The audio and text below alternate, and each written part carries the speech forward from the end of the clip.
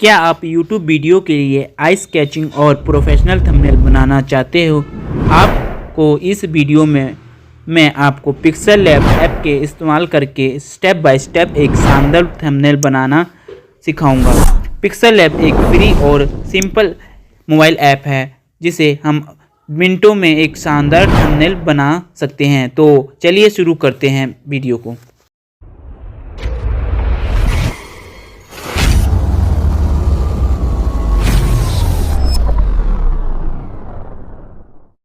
तो हे दोस्तों, आपको YouTube के लिए थंबनेल नहीं बनाना आता है तो आप बिल्कुल सही वीडियो पर क्लिक किए, क्योंकि मैं आपको आज आसान तरीके से थंबनेल बनाना सिखाऊंगा। तो बिना टाइम गवाए वीडियो को शुरू करते हैं।